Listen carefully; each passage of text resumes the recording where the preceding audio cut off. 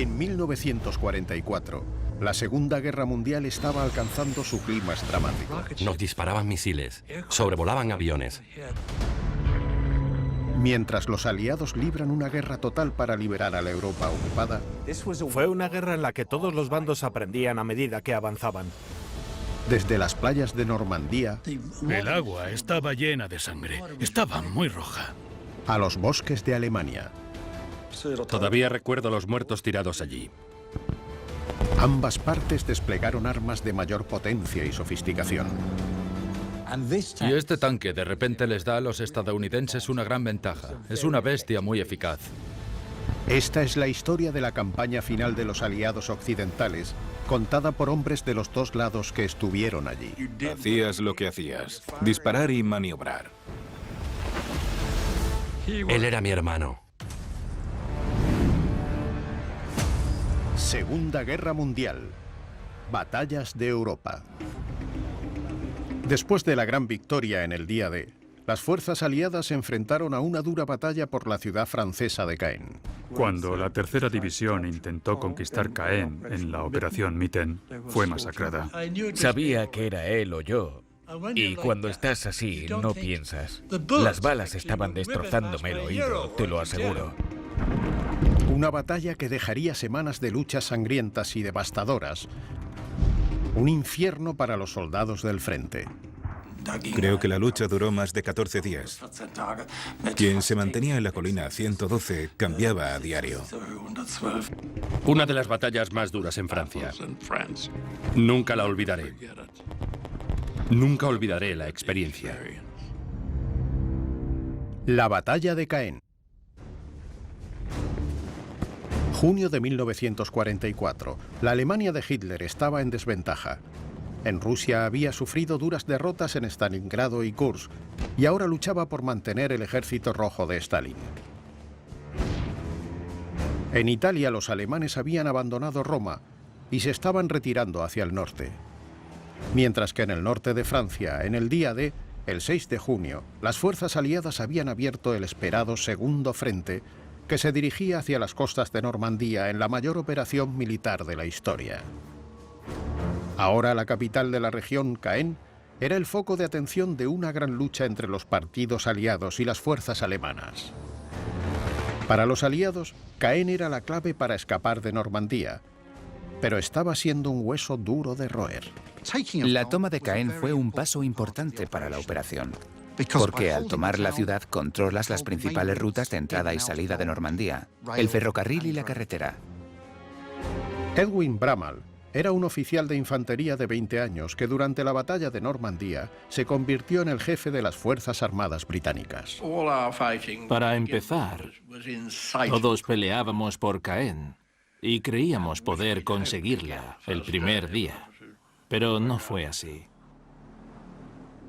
Bruce Melanson, de Nueva Escocia, había mentido sobre su edad, así que le pudieron mandar al extranjero con su unidad en 1940. Montgomery y Churchill, y luego nuestros generales, nos informaron de que íbamos a tomar Caen en 2 semanas. Nos costó casi 2 meses. Los campos de batalla de Normandía fueron la primera experiencia de combate para miles de soldados aliados, a menudo lanzados contra unidades de élite alemanas en una dura batalla para quebrar su resistencia. Con las tropas alemanas enviando refuerzos a Normandía, los aliados tenían que fortalecer rápido sus propias fuerzas, luchar contra el esperado contraataque alemán y poner en marcha su ataque a Caen. El encargado de esta tarea fue un aliado de las fuerzas terrestres en Normandía, el comandante Bernard Montgomery, más conocido como Monty. El comandante más importante de Gran Bretaña en la Segunda Guerra Mundial fue un militar sumamente meticuloso y profesional que destacó al principio de la guerra por sacar casi ilesa a su división de Dunkerque. Ascendió rápidamente y en 1942 Monty fue el comandante de la Comunidad Británica de Naciones en el norte de África. Un personaje peculiar, que muchos consideraban arrogante, y aún así era popular entre sus hombres. Montgomery era un comandante muy capaz, con un gran ego, que tenía la costumbre, sobre todo después de la guerra, de decir que planeaba todas sus batallas a la perfección y que el enemigo no tenía nada que hacer ante su plan maestro. En la batalla de Normandía, una vez terminados los desembarcos iniciales, Montgomery se centró por completo en el lado británico y canadiense y dejó a los americanos unas buenas alianzas políticas para que libraran su propia batalla. Mientras el primer ejército de los Estados Unidos, liderado por el general Omar Bradley, se abría paso lentamente a través de los setos hacia Normandía en el flanco derecho aliado, Monty empezó a planear la toma de Caen. Para la batalla de Caen, Montgomery contaba con el segundo ejército británico del teniente general Dempsey. Al principio, solo tenía las divisiones que desembarcaron en el día D, pero cada día llegaban más fuerzas a Normandía, incluidos los veteranos del norte de África, la 51ª División Highland y la famosa 7ª División Acorazada, las Ratas del Desierto.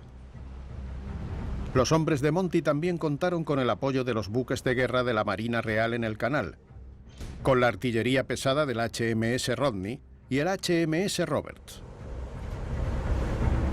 Y gracias a la superioridad aérea de los aliados sobre Normandía, tuvieron apoyo aéreo de los bombarderos y aviones de caza. De momento, los aliados estaban paralizados a 6 kilómetros de Caen. Los intentos canadienses de tomar la ciudad con un ataque frontal fueron rechazados por la 12ª División SS Panzer, Hitlerjugend. Así que Montgomery ordenó una invasión para presionar a Caen por el este, con un ataque de la 51ª División Highland hacia Ranville y otro por el oeste de la 7ª División Acorazada hacia Tilly-sur-Selle. Confiaba en que sus hombres del norte de África se harían pronto con Caen. Pero la 7ª División Acorazada se topó con la dura campiña normanda, conocida como bocage, un laberinto de carriles y setos hundidos. Las Ratas del Desierto era una de las pocas unidades equipadas con el nuevo tanque británico de Cromwell. Se tiende a pensar que los tanques siempre luchan contra otros tanques, y el de Cromwell nunca se puede comparar con un Panzer. Pero es rápido, tiene un motor Meteor en la parte trasera. Tiene la suspensión Christie, que aporta una conducción tranquila. Y tiene un potente cañón de 75 milímetros. Pero uno de los problemas del Cromwell es lo que llamamos un error de diseño. Si nos fijamos, el conductor tiene una escotilla encima de su cabeza. Pero si giras la torreta al disparar, esa escotilla no podrá abrirse. Y si los disparos enemigos alcanzan el vehículo, el conductor no podrá salir. A medida que se acercaba la 7ª Acorazada a Tilly-sur-Selle, se encontraron con unidades de la División Panzer Lehr, una unidad de élite formada por instructores de guerra blindados que acababan de llegar a Normandía. Fue como si miraras un mapa, trazaras una línea en el mapa y dijeras: has llegado hasta aquí, y si vas más lejos, vas a luchar. Y vaya si luchamos. Fuimos a Tilly-sur-Selle y luchamos. Y esa fue nuestra primera situación real de combate. Insistimos una y otra vez antes de tomar Tilly-sur-Selle por fin. Fue un infierno de batalla. La 12ª División Panzer Lehr estuvo ahí. No eran fáciles de tratar. Ponían bombas Lapa en tanques y cosas así si tenían alguna oportunidad. Yo era el jefe de tropas del cuartel del regimiento, así que estaba más atrás y el escuadrón C estaba frente a nosotros. Cuando vi cómo uno de sus tanques caía de lado hacia abajo en ángulo recto bajo un seto, mientras los demás pasaban a su lado. Lo vi 1 o 2 semanas después y todavía había restos de personas dentro. Lo que siempre les he dicho a los amigos que estuvieron ahí el día D es que cuando llegamos ahí no vimos a alemanes esperándonos. Pero sí nos estaban esperando y tenían tanques y Dios sabe qué más.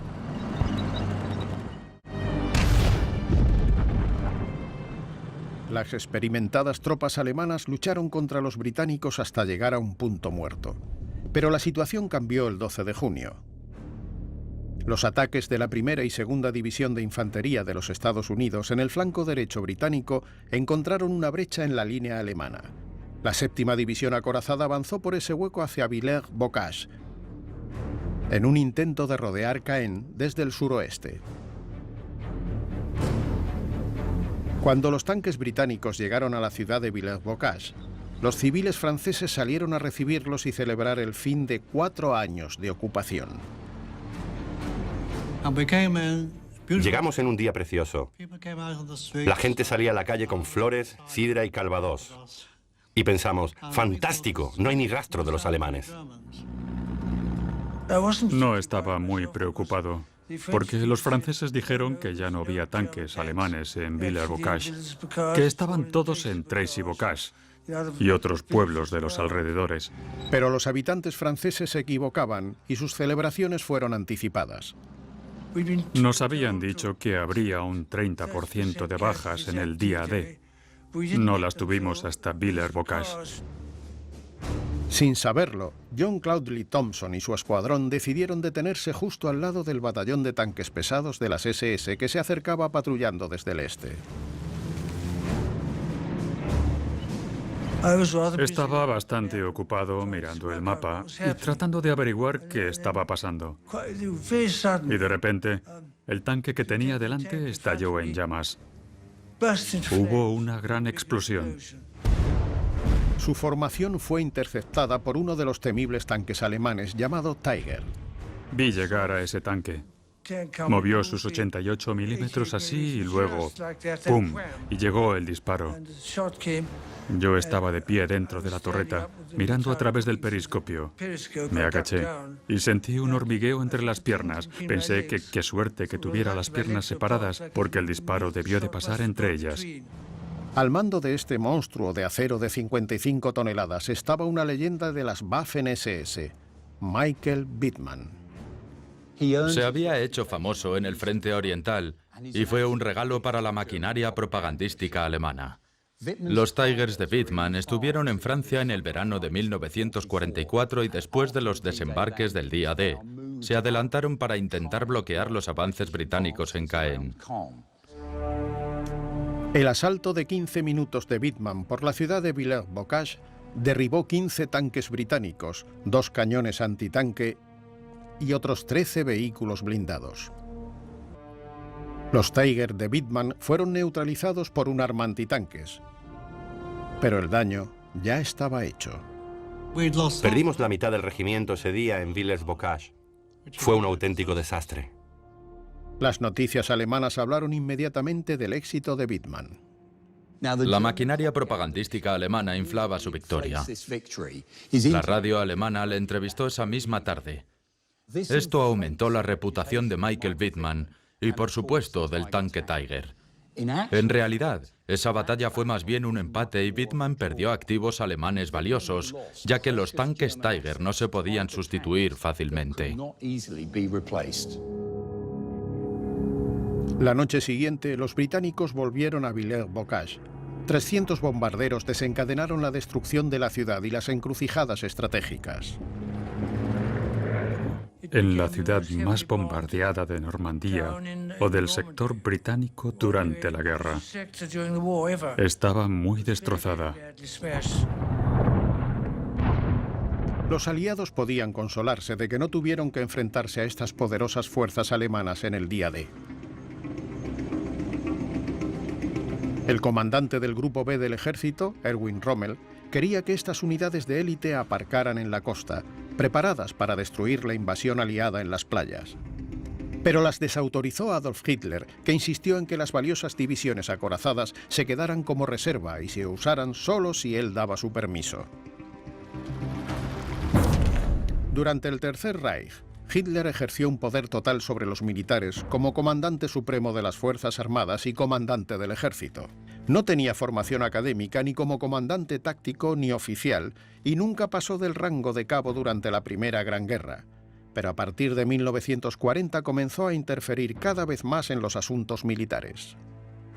En 1944, Hitler empezó a desconfiar en el alto mando alemán y quería asegurarse de que estaban haciendo lo que él quería.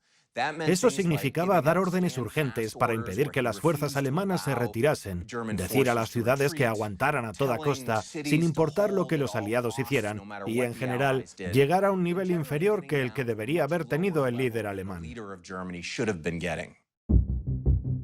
Hitler solo le permitió a Rommel colocar 3 divisiones Panzer a lo largo de la costa.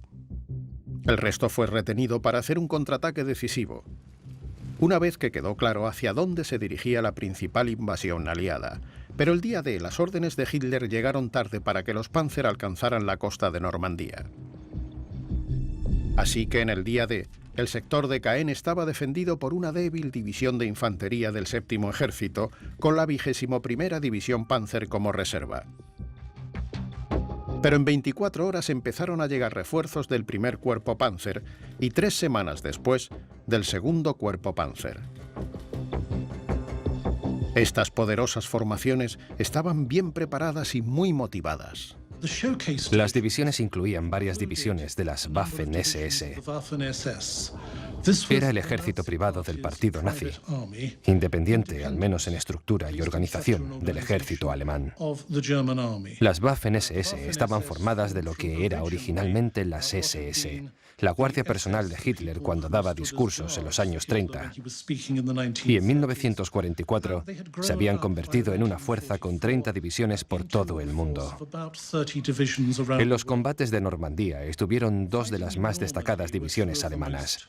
La primera SS Panzer y la Leibstandarte de Adolf Hitler, los guardaespaldas de Hitler. Eran unos hombres muy comprometidos con los nazis y eran tropas muy eficaces. Y la división que se separó de la primera división SS Panzer, la división de las Juventudes Hitlerianas o 12ª SS División Hitlerjugend.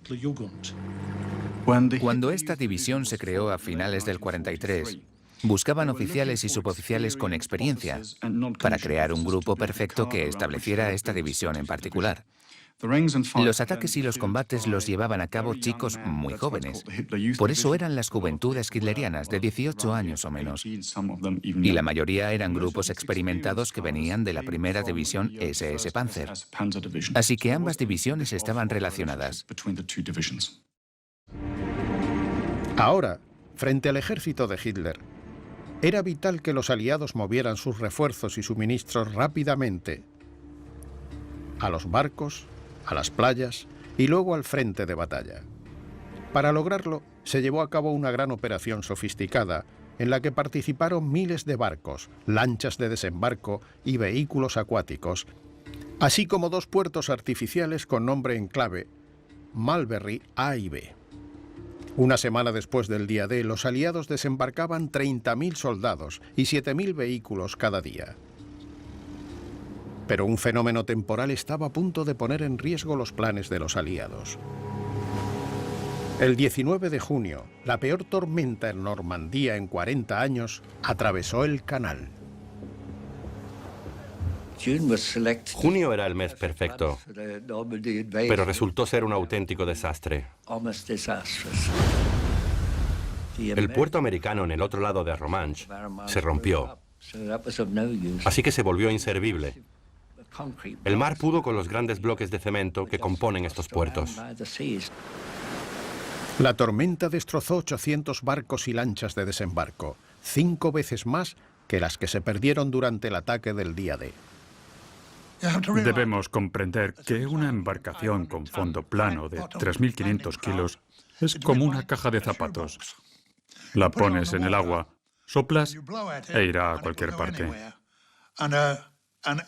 Un LSC de ese tamaño se rompe fácilmente y acaba hecho añicos.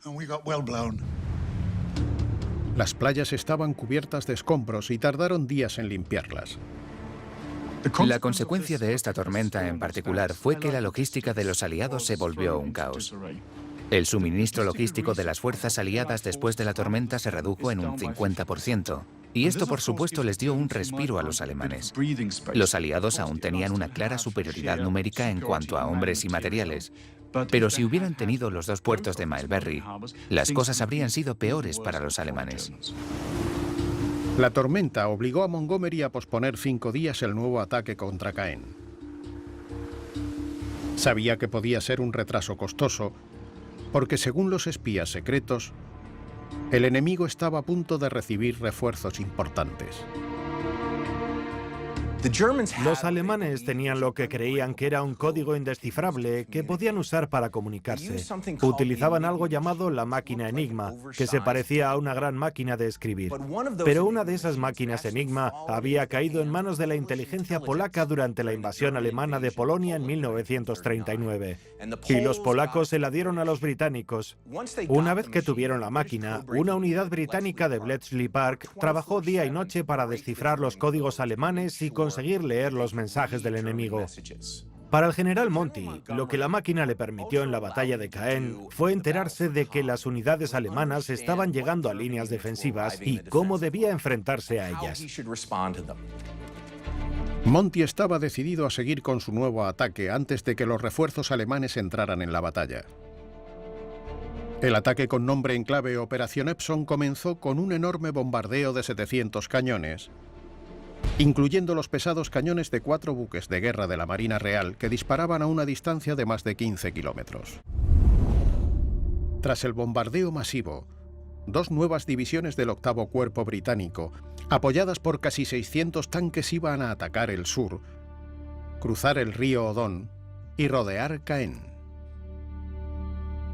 Los ataques de apoyo los realizaría la 3ª División canadiense en el campo de aviación de Gap-Piquet y la 49ª División West Riding hacia Rorey.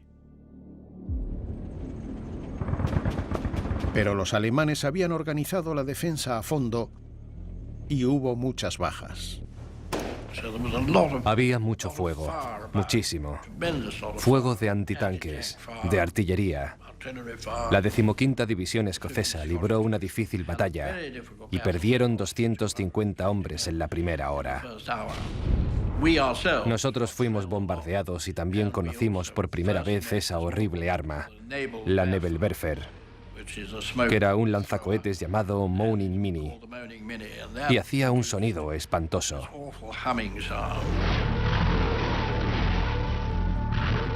Y luego todos los lanzagranadas cubrieron un área como del tamaño de un campo de fútbol. Por suerte, eso te avisaba. En cuanto escuchases ese horrible sonido, cogías lo que podías y te escondías en una zanja o una trinchera. El ataque de apoyo a Rorey también se encontró con una fuerte oposición. Tomamos un par de pueblos y sufrimos. Hicimos 3 ataques y cada uno de ellos dejó un gran número de bajas, como todos los ataques en Normandía. Y nos hacían retroceder tan pronto como avanzábamos. Si ganabas 100 metros era una gran victoria, porque la lucha se estaba volviendo muy intensa. Y en los 3 primeros ataques perdimos a mucha gente. Se necesitaron 2 días de duro combate para atravesar el río Odón. Luego, en la otra orilla, se enfrentaron en una batalla en una larga colina que pronto se convertiría en la famosa Colina 112. Era el punto más alto de una serie de terrenos ondulados. Y se llamó 112, porque estaba a 112 metros por encima del nivel del mar. El propio Rommel dijo que quien tomara la colina 112 tomaría Normandía. Estábamos en la 15ª División Escocesa, al lado de la colina, y lo llamaban el Corredor Escocés antes de que se llamara el Valle de la Muerte. Perdimos allí unos 100 o 150 hombres al día. Una y otra vez, se ordenó a los soldados británicos que avanzaran a través de campos de trigo abiertos a la espera de que los artilleros alemanes ocultos aparecieran con una de sus más temidas armas. Como los alemanes habían estado ahí mucho más tiempo que nosotros, tenían las posiciones adecuadas, que defendían principalmente con sacos de arena y lo que encontraban. Así que costaba deshacerte de ellos. Y sus ametralladoras disparaban a nuestros hombres por derecha, izquierda y centro. Los británicos se enfrentaron a la devastadora MG-42, llamada Hitler Zipper. La ametralladora alemana MG-42 era un típico diseño alemán, de fabricación especial, preciosa y con una gran cantidad de balas. Un arma muy temida, sin duda. Los soldados aliados recuerdan su sonido. Era como cuando rompes un papel. No hay ametralladora que dispare como la MG-42. Era... Como si unos petardos chinos se te dispararan cerca de la oreja y hacen... Son muy rápidas. Pero la extraordinaria velocidad de disparo de la MG-42 tenía sus deficiencias. Disparaba 1.200 balas por minuto, el doble de lo que los británicos usaban. Y el problema de eso es que cuantas más balas dispares, más balas necesitas fabricar, más necesitas suministrar, más necesitas transportar, más necesitas para ponerte en acción. Era una ametralladora refrigerada por aire, que podía disparar 3.000 balas por minuto, en teoría. Eso era técnicamente imposible, porque nadie podía recargar 3.000 balas por minuto. Había 3 hombres con ametralladoras, uno con la ametralladora y los otros 2 llevaban la munición. La tenían en unas cajas y había cerca de 200 cartuchos en cada una, y podías transportar 2 de ellas. Podéis imaginaros cuánto tiempo tardabas en disparar 200 balas. Así que ese minuto era solo en teoría. En 4 días sangrientos de ataques y contraataques, el 8º Cuerpo británico sufrió 4.000 bajas. Los tanques británicos de Sherman ocuparon las laderas delanteras de la colina 112, pero entonces, sorprendentemente, se retiraron. Llegaron a la cima en lo que fue una operación brillante. Y luego el duque del ejército de York les dijo que bajaran de nuevo, y nadie supo nunca por qué. Y la respuesta fue que la máquina de Bletchley Park le había dicho a Montgomery que 2 poderosas divisiones acorazadas, 2 divisiones Panzer, venían del sur, y si nos hubiésemos quedado ahí, nos habrían arrasado con todo. Y Monty no se atrevió a correr el riesgo en ese momento, así que bajamos de nuevo. Por lo tanto, Montgomery tomó la decisión de retirarse ligeramente de las laderas superiores de la colina 112 a la siguiente posición segura. Cuando ocurrió el ataque alemán, lo que se llama el Rorey Speer, los británicos lo estaban esperando y causaron considerables bajas al enemigo. Montgomery estaba listo para ellos, y eso se lo debió a la máquina de Bletchley Park. El contraataque de la división Panzer SS fue neutralizado por el gran arsenal de los aliados. Antitanques y cañones de artillería y ataques de ametralladoras por parte de los bombarderos. Pero a pesar de esto, el rápido avance de los aliados a través de Normandía había llegado a un punto muerto, y Monty no podía permitirse perder impulso. Lo que ocurrió después fue uno de los episodios más controvertidos de la campaña de Normandía. Caen aún estaba en manos de los alemanes. Los 2 primeros intentos de Montgomery de tomar la ciudad habían fracasado. En julio decidió mandar al 1er Cuerpo británico directamente al centro. Antes del ataque, con el nombre en clave Operación Chartwood, 467 bombarderos pulverizaron los accesos del norte de la ciudad. Observé el terrorífico bombardeo de Caen muy de cerca. Es decir, sentía el suelo. Las bombas que venían, sentía cómo temblaba el suelo. Estábamos muy cerca del bombardeo. Las armas antiaéreas alcanzaron a 1 o 2 bombarderos. De hecho, uno cayó derribado, pero cuando todos corrimos hacia la colina para ayudar, nos dijo: «Apartaos, que aún hay bombas a bordo». Así que todos volvimos a bajar. Caen quedó hecha a pedazos. Siempre nos hemos preguntado por qué la bombardeamos tanto. Porque cuando bombardeas un lugar, para la infantería es muy fácil esconderse, y eso dificulta aún más tu trabajo.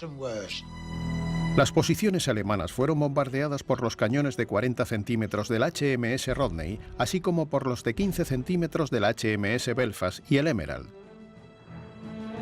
Y luego por los Typhoon de la RAF.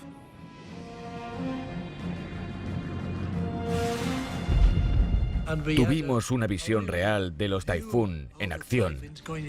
Y lo que vimos desde donde estábamos, en las llanuras mirándolos, fue a los Typhoon entrando con sus misiles disparando por detrás a los Tigers. Y eso que recibieron un montón de disparos de abajo del fuego antiaéreo. Fue maravilloso que lo esquivaran.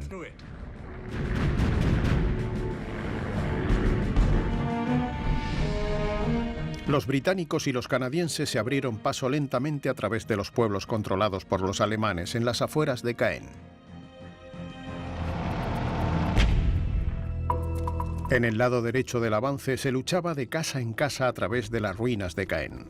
Los canadienses se enfrentaban de nuevo a los fanáticos intransigentes de la Hitlerjugend. Y corrían rumores de una masacre de prisioneros canadienses. En la batalla de Caen, nos enfrentamos a las tropas más duras de Hitler, las SS, lideradas por el general Kurt Meyer.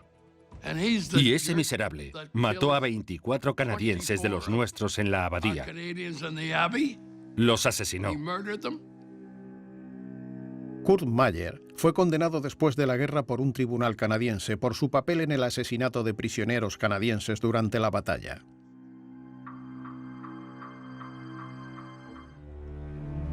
Los combates de Caen crearon nuevos niveles de brutalidad, con acusaciones de disparos a prisioneros por ambas partes.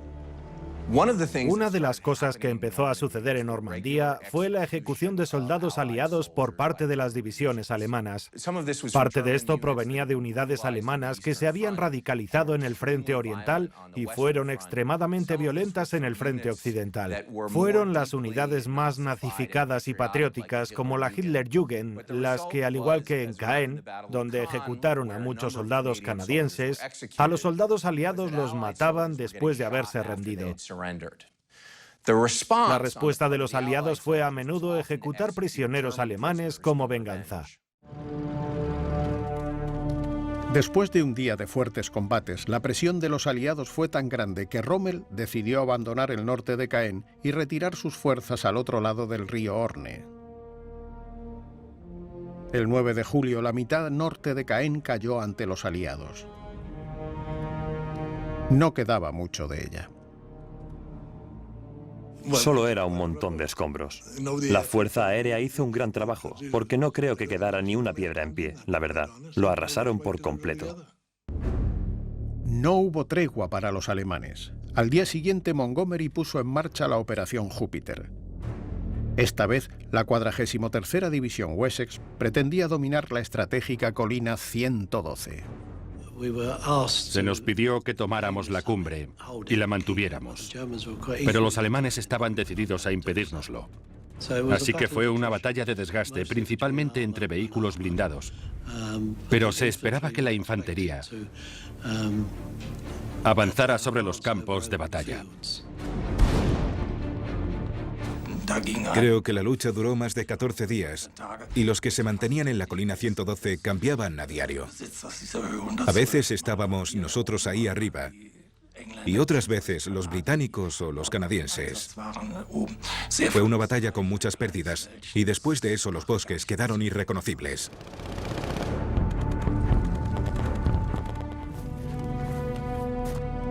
La inexperta División Wessex se enfrentó a las Waffen-SS, apoyada por los tanques Tiger del batallón de tanques pesados.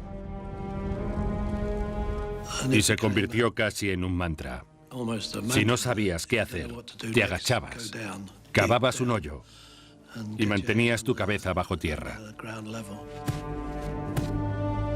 La lucha por la colina 112 diezmó a la División Wessex, y aún así no pudieron alcanzar la cima, lo que dejó muertos y vehículos destruidos en tierra de nadie. En ese periodo, en ese campo de batalla hubo alrededor de 4.000 bajas, tanto en las ciudades como en la colina. Mientras los combates se prolongaban, los aliados asestaron un golpe de suerte con consecuencias enormes. El coche oficial de Rommel fue ametrallado por un Spitfire canadiense y acabó volcándose. El conductor murió y Rommel se quedó inconsciente durante una semana. Las consecuencias fueron determinantes, ya que Rommel había sido la fuerza principal en la defensa del noroeste de Francia, porque había colocado posiciones defensivas y porque tenía una clara visión de cómo quería luchar contra los aliados, al haberse enfrentado a ellos antes. Cuando le hirieron, la estructura de mando alemana no se desorganizó, pero uno de los principales problemas fue que el comandante von Kluge ahora tenía que hacer una doble función. No solo era el responsable de mando de todas las fuerzas en el noroeste de Francia, sino también del puesto de Rommel. Podríamos decir que se convirtió en un hombre muy ocupado, y además sus métodos de combate eran muy diferentes a los de Rommel. Con el alto mando alemán confundido, el cauteloso y metódico Montgomery planeó una última incursión en Caen, una que llevó a la gran esperada brecha. Pero para la infantería aliada y las tripulaciones de tanques, la lucha fue tan violenta como cualquier otra a la que se habían enfrentado hasta ahora. El ataque comenzó el 18 de julio de 1944. Con el nombre en clave de Operación Goodwood, la primera fase fue un ataque al oeste de Caen para frenar las reservas alemanas. Luego el principal ataque vino desde el este, liderado por 750 tanques de la 7ª y 11ª División Británica y las divisiones acorazadas. Mientras tanto, en la Operación Atlantic, el segundo cuerpo canadiense tomó la mitad sur de la ciudad. Los bombarderos aliados lanzaron miles de toneladas de explosivos de alta potencia sobre posiciones alemanas. El ataque siguió con un gran bombardeo de artillería. A continuación, la infantería y el ejército aliado empezaron a avanzar. Lo que causó más daño a los soldados alemanes fue la superioridad del material del enemigo. Primero con disparos de artillería que precedieron al avance, en este caso de su infantería. Al principio hubo un rápido avance a través de pueblos destrozados y campos de cráteres, mientras los alemanes aturdidos por el bombardeo se entregaron. Pero entonces, desde posiciones camufladas, los temidos 88 alemanes aparecieron, cargándose uno por uno los tanques británicos. El ataque blindado británico en Goodwood era en realidad un ataque a una fuerte defensa alemana. No solo tenían granjas fortificadas con armas de asalto escondidas, armas como el famoso cañón antitanque PaK-43. Uno de esos está justo detrás de mí. Es un cañón de 88 milímetros y puede disparar una bala blindada capaz de atravesar un tanque británico Sherman a 2,5 kilómetros de distancia. Así que la situación era que los tanques británicos eran derribados y ni siquiera podían ver al enemigo que les estaba disparando. Esta poderosa y excepcional arma antitanque había sido diseñada para destruir a los bombarderos aliados. Los 88 eran lo que siempre temimos. Podían usarse incluso como cañones antiaéreos. Eran armas con un doble propósito. Podían disparar a los tanques y a los aviones. Eran unas armas fantásticas. Los alemanes utilizaron primero el arma de 88 milímetros como arma de fuego antiaéreo, como un cañón antiaéreo. La idea allí era que dispararan balas como esta de aquí, a gran altura, para intentar derribar a un bombardero que estaba a unos 6.000 metros. Desde la campaña de 1940, cuando Rommel le dijo a unos artilleros antiaéreos que apuntaran sus armas no al cielo, sino hacia abajo, a algunos tanques británicos que se acercaban, el cañón antitanques se volvió bastante eficaz. El 88 no lo oías hasta que explotaba y luego oías venir su sonido. Así de rápido era. Era algo increíble, el 88. Derribaron nuestros tanques, así como así.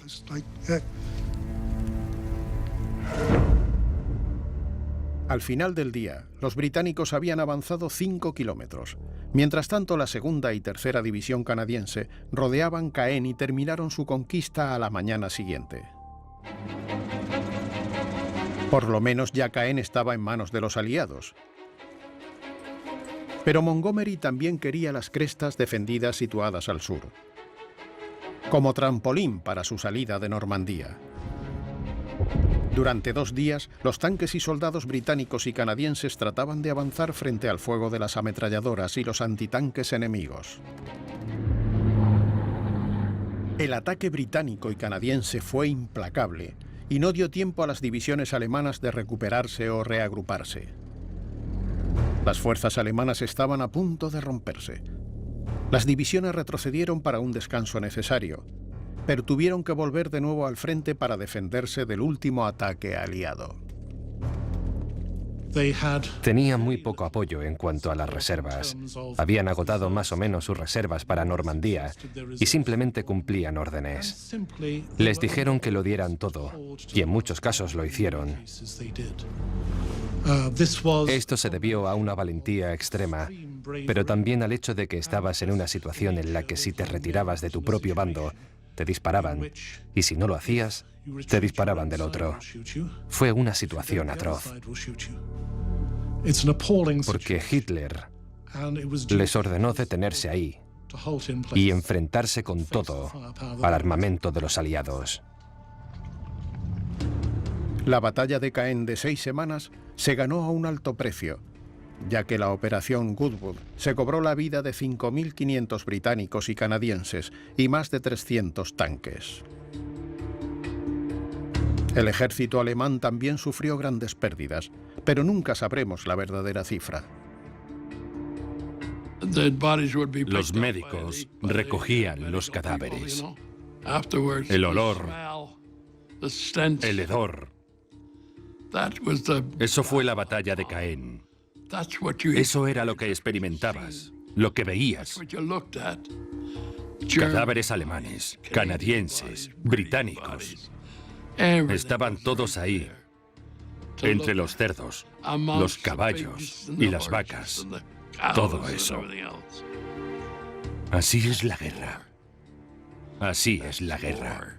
Así fue Caen.